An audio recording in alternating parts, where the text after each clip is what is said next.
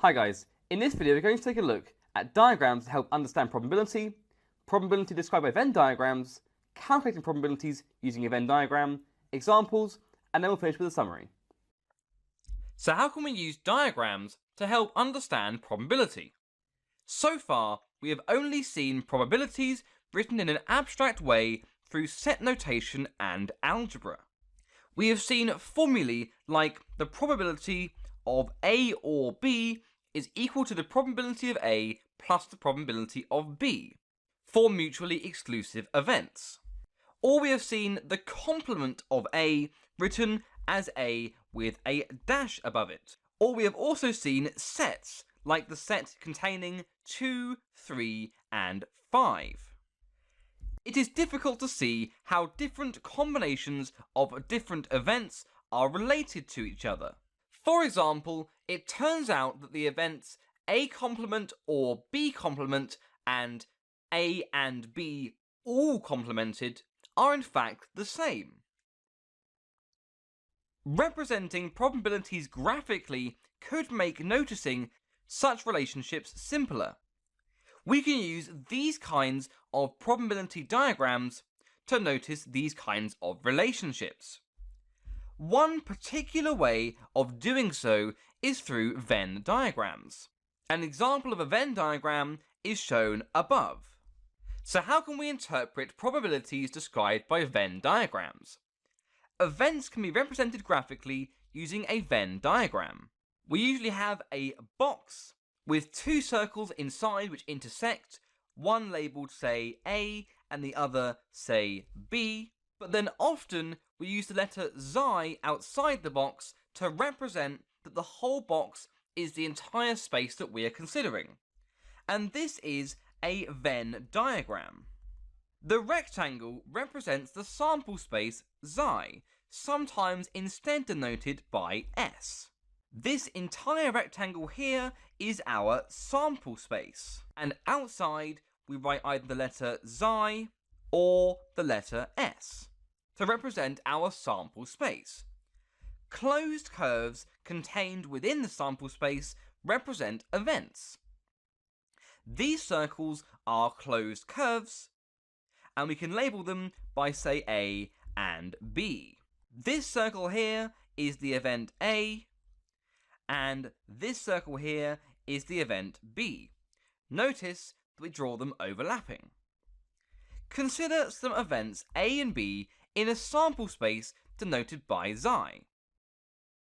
So again, we draw our rectangle with our Xi outside, and then we have circles overlapping labelled by A and B, which are our events. The event A and B is also known as the intersection of A and B. The intersection of two events represents the event that both events occur. The intersection of events A and B can be represented on a Venn diagram. Let's say we have our Xi outside and our events A and B. The section in the middle, the overlap between the two circles, is the intersection of the events A and B. The event A or B is also known as the union of A and B. The union of two events represents the event that either event or both occur. The union of events A and B can be represented on a Venn diagram. So again, we have our sample space Xi and our events A and B, and this whole region here, including all of A and all of B, is the union of the events A and B. The complement of an event A can also be represented on a Venn diagram. If we have our sample space Xi and our events A and B, the complement is the region of the Venn diagram outside the circle of A. So we can have everything that lies outside of the two circles representing A and B, but we can also have everything in the circle of B that is not in the circle of A, i.e. this region here. This is the complement of the event A. So how can we calculate probabilities using a Venn diagram? We often refer to the number of outcomes as frequencies. Consider the event A, which is the event of rolling an even value on a fair die. This is the set containing 2, 4, and 6.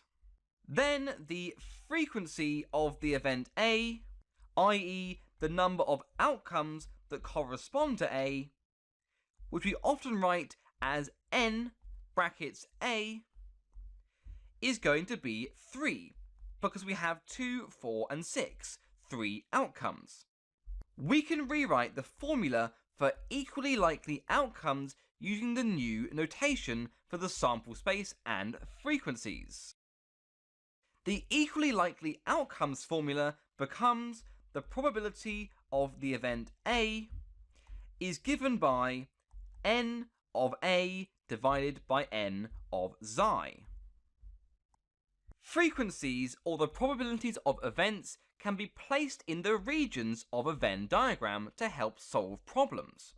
For example, suppose we roll a single fair die. As before, we can have A, the event that we roll an even value on the fair die. This gives us the outcomes 2, 4, and 6.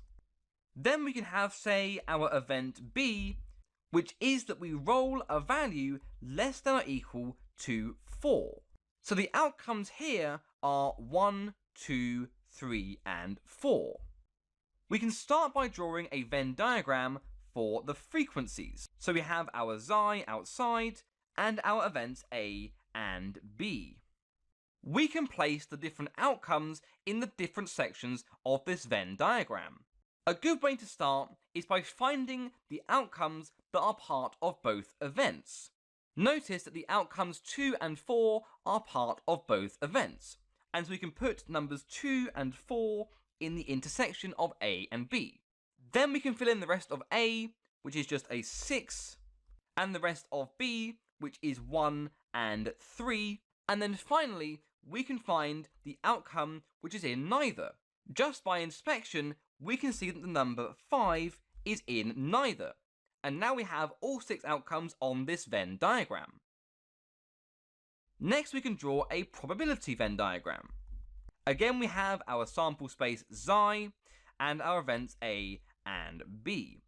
Using our frequencies Venn diagram, we can find the probabilities of each section of the Venn diagram. In the intersection section, we have 2 of the 6 outcomes, 2 and 4, and therefore the probability is 1/3. In the section with just the 6 inside, this is 1 over 6, because we only have one outcome of the entire 6. In the section with 1 and 3, this is 1/3, because we have the 2 outcomes 1 and 3. And then finally, for the section outside the circles with only the 5, we have 1/6. Each region in a Venn diagram represents a mutually exclusive event in the sample space. If we have our sample space xi and our events A and B, we can label 4 different mutually exclusive events. We can have this section here, we can have this section here, we can have the intersection in the middle, and finally the section outside. These are mutually exclusive because none of only A and B, only B, and not A or B can happen at the same time. As a reminder, the only A section, for example, is the section inside A's circle that is not in the intersection of A and B. This is similarly true for only B. Using the mutual exclusivity of these events, this means that the sum of all of the probabilities in each region within the sample space must be 1. If we look at our probability Venn diagram from before, we have our sample space xi, our events A and B, and then we had probabilities 1/6, 1/3, another 1/3, and finally 1/6 outside.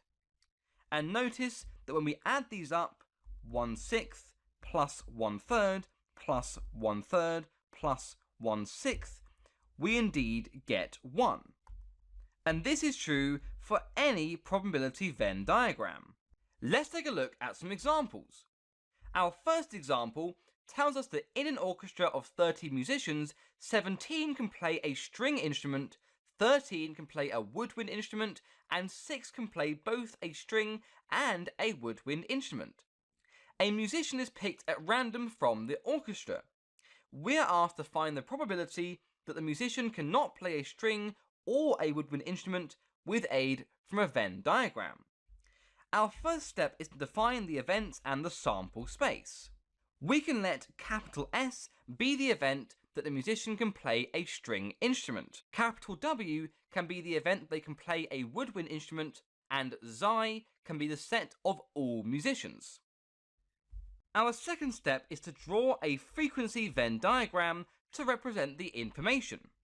We have our sample space Xi and our events S and W, and we've been told in the question that 6 can play both a string and a woodwind instrument, and therefore we can put 6 in the intersection of S and W. And since we are also told that 17 can play a string instrument and 13 can play a woodwind instrument, by taking the 6 away from the 17, we get 11 for those that can play a string instrument but not both. We get 7 by taking 6 away from 13 for those that can play a woodwind instrument but not both. And then finally, since Xi is the set of all musicians, we can find those outside both of the circles by subtracting the 11, 6 and 7 away from 30, the total number of musicians. So 30 minus 11 minus 6 minus 7 gives us the number 6, and so we can put in the 6 into the Venn diagram outside the circles. Our third step is to recall the formula for equally likely outcomes, but we're going to do this in the context of this situation. We would like to find out the probability that the musician cannot play a string or a woodwind instrument. So we have the probability of the event S or W complement, i.e. the event they cannot play either of the two instruments. And recalling the formula in this instance, we get the frequency of the event S or W complement divided by the frequency of the sample space Xi. Our last step is to calculate the required probability. We get that the probability of S or W complement, using the formula above and by examining our Venn diagram, is going to be 6 over 30.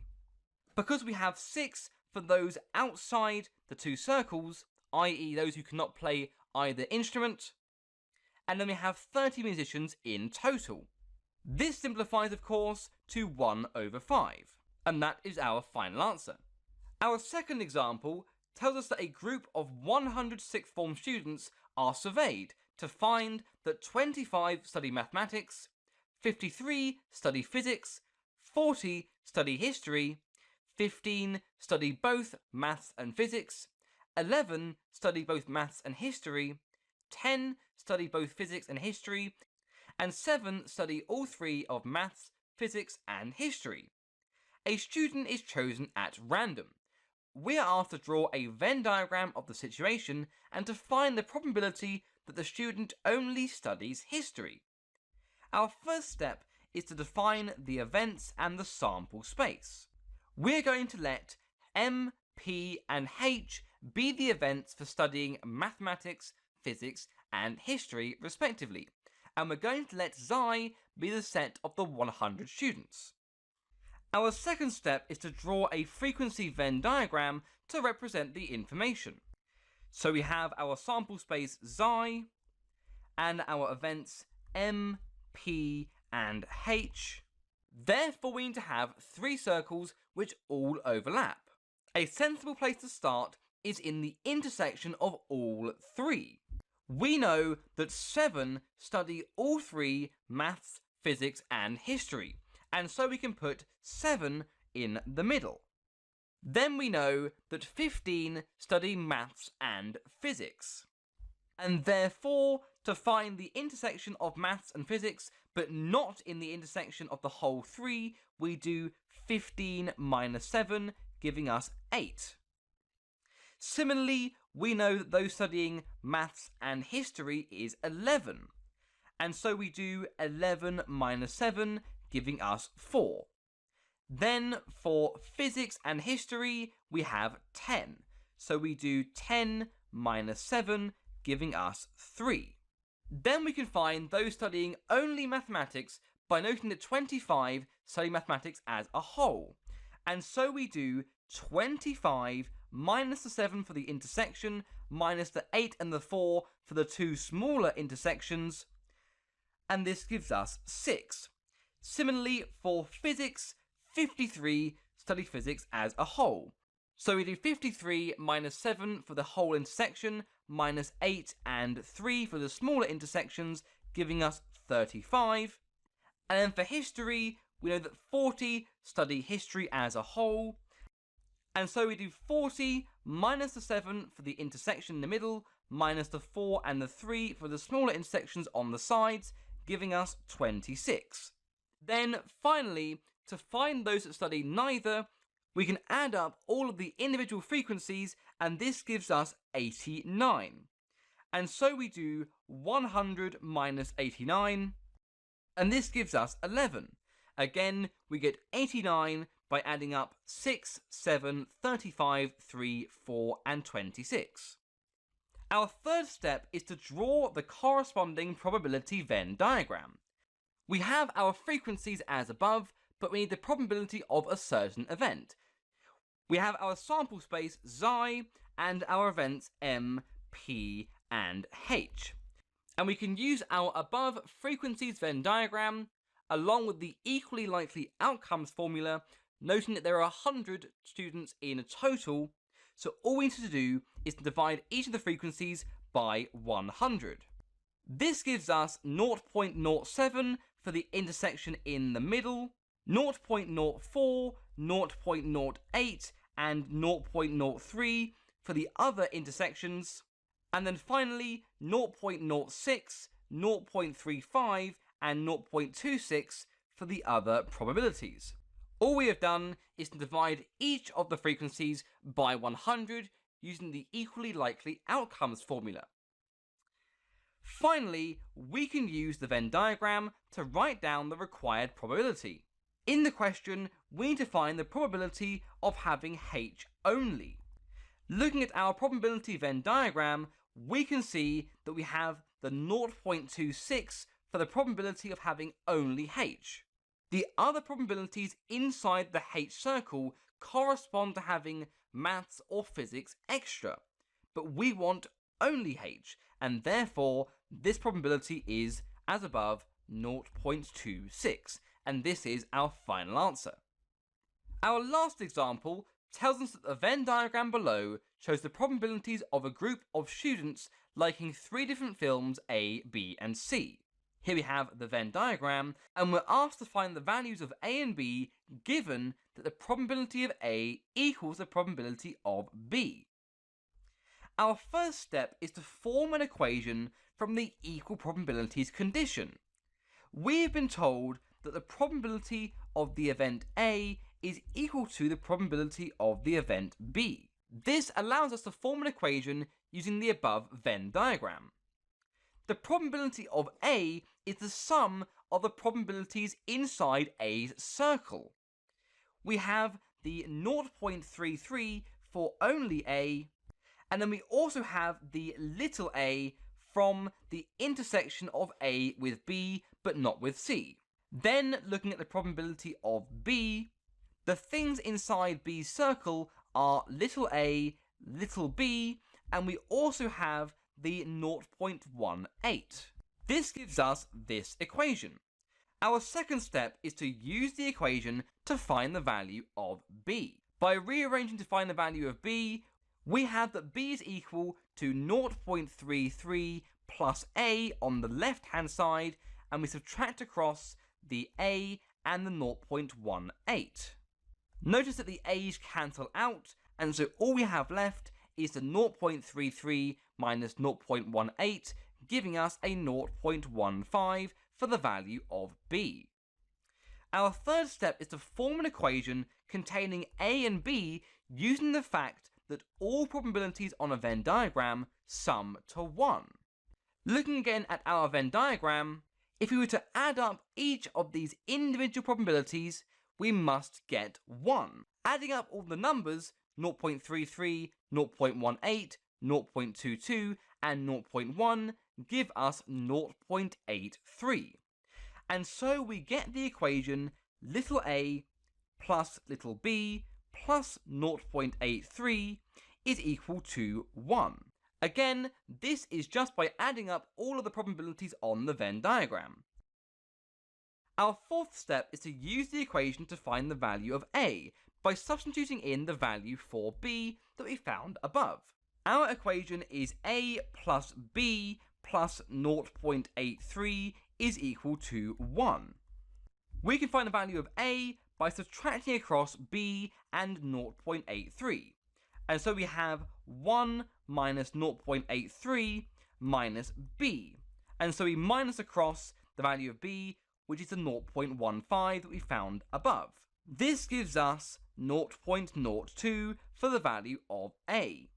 Our fifth step is to summarize the values of a and b clearly. We have that a is equal to 0.02 as we found above, and we have the value of b is 0.15, and these are our final answers. Hey guys, I hope you enjoyed the video. If you are looking for an amazing A-level maths resource, join me today in my series of engaging bite-sized video tutorials. Just click the SnapRevise smiley face, and together, let's make A-level maths a walk in the park.